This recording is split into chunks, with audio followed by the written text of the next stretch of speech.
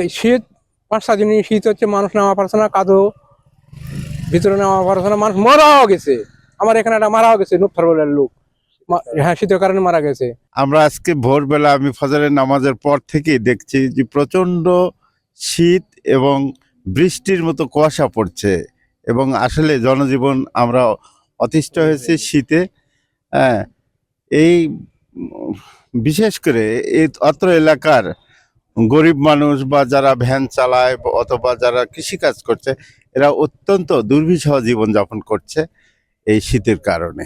গত 3 দিন যাবত আমাদের এই এলাকায় এত শীত, প্রখর শীত যাক বলা হয়।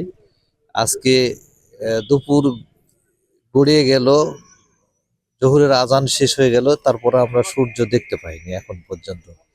কিন্তু এই এলাকায় এখন পর্যন্ত কোনো প্রশাসনিক বা প্রশাসনের দিক থেকে কোনো গরিব দুঃখী শীত বস্ত্র এখনো পাই নাই। তো এইটার জন্য আমি বিনীত আহ্বান জানাচ্ছি আপনাদের কাছে শীত বস্ত্র প্রশাসনিকভাবে গরিব দুঃখীর মাঝে বিতরণ করার জন্য। গত 3 দিন থেকে নওগাঁয় শীতের তীব্রতা বেড়ে চলেছে। এর আগে নওগাঁ জেলার সর্বনিম্ন তাপমাত্রা রেকর্ড করা হয়েছিল 13.সেলসিয়াস।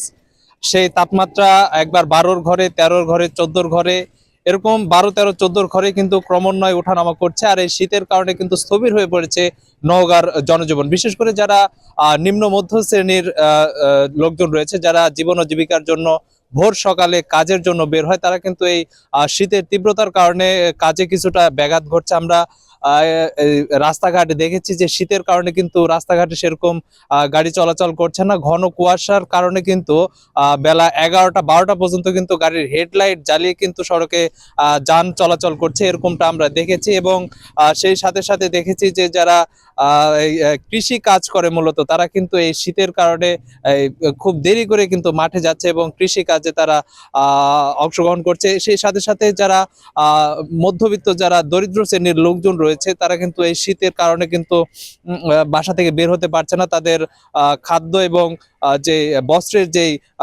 বরাবরই দেখি যে আমরা যে নিম্ন শ্রেণীর যারা, তারা কিন্তু শীতের পোশাকের জন্য বের হতে পারে না। তো মূল কথা যে নওগাঁয় কিন্তু শীতের কারণে জনজীবন একেবারে স্থবির হয়ে পড়েছে।